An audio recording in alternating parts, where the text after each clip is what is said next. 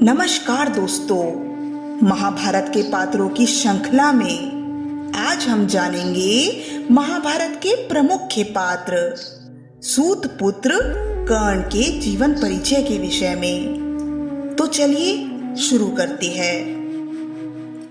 कर्ण साहित्य काल महाभारत महाकाव्य के महानायक है। वेद व्यास द्वारा रचित महाभारत कर्ण, कौरवों और पांडवों के जीवन पर केंद्रित है। कर्ण महाभारत काल के सर्वश्रेष्ठ धनुर्धारियों में से एक थे। भगवान परशुराम ने स्वयं कर्ण की श्रेष्ठता को स्वीकार किया था। कर्ण की वास्तविक जननी माता कुंती थी, जो कि पांडवों की भी माता थी, और इस रिश्ते से कर्ण पांडवों के ज्येष्ठ भ्राताश्री थे।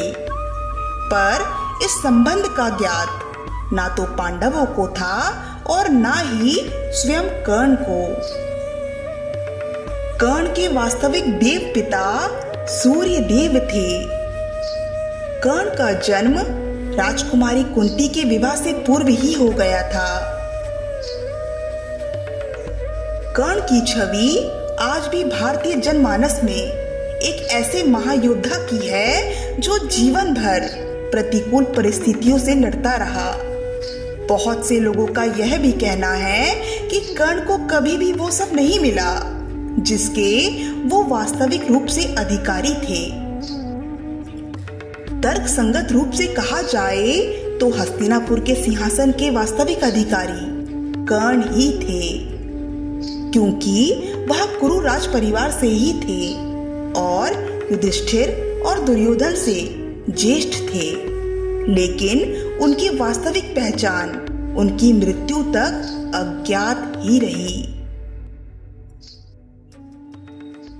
कर्ण को एक आदर्श दानवीर माना जाता है, क्योंकि कर्ण ने कभी भी किसी मांगने वाले को दान में कुछ भी देने से कभी भी इनकार नहीं किया, भले ही इसके परिणाम स्वरूप उनके अपने ही प्राण संकट में क्यों न पड़ गए हो। इसी से जुड़ा एक वाक्य महाभारत में प्रचलित है कि जब अर्जुन के देव पिता देवराज इंद्र ने कर्ण से उनके दिव्य कवच और कुंडल दान में मांगे थे, तब कर्ण ने बिना विचार किए एक क्षण में ही उनको अपने दिव्य कवच और कुंडल दे दिए थे। कर्ण को सूर्य पुत्र कर्ण, सूत पुत्र कर्ण, दानवीर कर्ण, राधेय कर्ण, कौंतेय कर्ण, विजयधारी कर्ण, मृत्युंजय कर्ण, दिग्विजय कर्ण और अंगराज कर्ण नाम से भी संबोधित किया जाता है, जिसके विषय में हम किसी और भाग में चर्चा करेंगे। दोस्तों, सबसे पहले हम जानते हैं कर्ण के जन्म के विषय में। तो चलिए शुरू करते हैं। एक बार की बात है, भगवत संकल्प को पूरा करने हेतु जरा सी बात पर क्रोध करने वाले जीवन मृत्यु महापुरुष महर्षि दुर्वासा कुंती भोज के राजमहल में पधारे थे। महर्षि दुर्वासा की सेवा करना कोई आसान कार्य नहीं था। बचपन से ही कुंती भोज की दत्तक पुत्री राजकुमारी कुंती साधु संतों, गुरुजनों व बड़ों के प्रति पूज्य और आदर का भाव रखती थी, तथा बंधुओं व सेवक वर्ग के प्रति उनके हृदय में हमेशा ही स्नेह का भाव रहता था। राजा कुंती भोज राजकुमारी कुंती के इन सभी सद्गुणों से परिचित थे, अतः उन्होंने राजकुमारी कुंती से पूछे बिना ही महर्षि दुर्वासा के सत्कार के लिए उन्हें नियुक्त कर दिया। राजकुमारी कुंती ने पिता द्वारा सौंपा गया यह दायित्व पूरे मन से निभाया और वह पिता के विश्वास पर खरी उतरी। उन्होंने 1 वर्ष तक बड़ी ही सावधानी और सहनशीलता के साथ महर्षि दुर्वासा की सेवा की। महर्षि दुर्वासा अत्यंत क्रोधित व्यक्तित्व के ऋषि मुनि थे। इस एक वर्ष के दौरान महर्षि दुर्वासा को कई बार क्रोध भी आता था, पर राजकुमारी कुंती के सेवा भाव को देखकर उनका क्रोध प्रसन्नता में परिवर्तित हो जाता था और इस तरह महर्षि दुर्वासा का एक वर्ष संतोषपूर्ण व्यतीत हो गया। और अब समय आ गया था जब महर्षि दुर्वासा राजकुमारी कुंती के सेवा भाव से प्रसन्न होकर उनको पुरस्कार देने वाले थे। महर्षि दुर्वासा ने अपनी दूरदृष्टि से यह जान लिया था कि विवाह के उपरांत राजकुमारी कुंती को अपने पति से कभी कोई संतान प्राप्त नहीं होगी। इसलिए उन्होंने राजकुमारी कुंती के सेवा भाव से प्रसन्न होकर उन्हें वरदान में पुत्र प्राप्ति हेतु एक दिव्य मंत्र रूपी वरदान प्रदान किया और कहा, पुत्री कुंती, मैं तुम्हें एक ऐसा दिव्य मंत्र दे रहा हूँ जिसके उपयोग से तुम किसी भी देवता का आह्वान करके उनको आमंत्रित कर उनसे उनके ही गुणों वाला पुत्र प्राप्त कर सकती हो। और फिर महर्षि दुर्वासा ने आगे कहा, पर ध्यान रहे पुत्री, आवश्यकता पड़ने पर ही इन मंत्रों का प्रयोग करना। ऐसा कहकर महर्षि दुर्वासा ने वहां से प्रस्थान किया। राजकुमारी कुंती वरदान पाकर अत्यंत प्रसन्न थी, पर उससे भी ज्यादा प्रसन्नता उनको इस बात की थी कि महर्षि दुर्वासा, जो कि एक अत्यंत क्रोधित ऋषि मुनि के रूप में जाने जाते हैं, उन्होंने उनके सेवा भाव से प्रसन्न होकर उनको वरदान दिया था।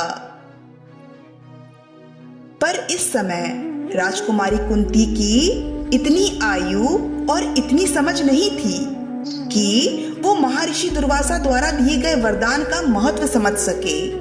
राजकुमारी कुंती को हमेशा यह बात विचलित करती रहती कि महर्षि दुर्वासा द्वारा दिया गया वरदान क्या सच में साक्षात सिद्ध हो सकता है। अपने विचलित मन को शांत करने के उद्देश्य से राजकुमारी कुंती ने नादानी में वो कार्य कर दिया जिसका प्रभाव राजकुमारी कुंती जीवन भर भोगती रही। महर्षि दुर्वासा द्वारा दिए गए दिव्य मंत्र का अनुचित प्रयोग न करने की चेतावनी देने के बावजूद राजकुमारी कुंती ने जिज्ञासा में आकर उत्सुकतावश उन मंत्रों का उच्चारण कर सूर्य देव का आह्वान कर दिया, जिसके प्रभाव से सूर्य देव तुरंत ही वहां प्रकट हो गए। सूर्य देव को अपने समक्ष प्रकट होते देख राजकुमारी कुंती अत्यंत प्रसन्न हो गई, पर उस समय राजकुमारी कुंती को परिणाम का बिल्कुल भी भान नहीं था। उन्होंने तो उत्सुकतावश ऐसा किया था और अब समय आ गया था परिणाम का।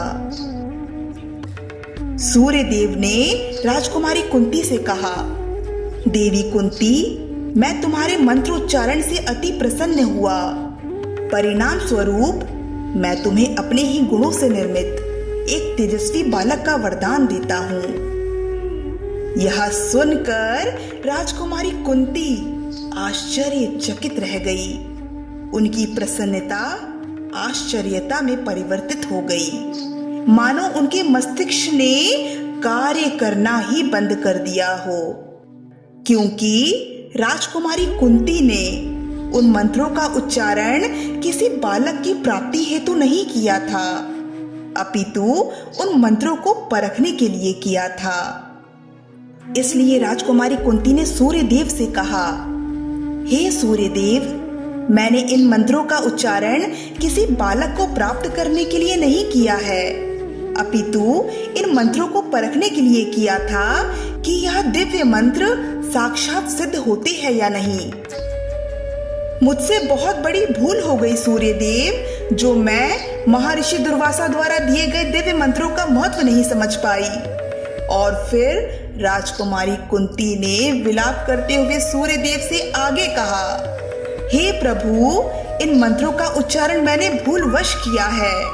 मुझे क्षमा कर दीजिए और मुझे दिया हुआ बालक स्वरूप अपना वरदान कृपा कर आप वापस ले लीजिए, क्योंकि अभी मैं अविवाहित हूँ और इस स्थिति में मैं इस बालक को स्वीकार नहीं कर सकती। मैं विवश हूँ प्रभु।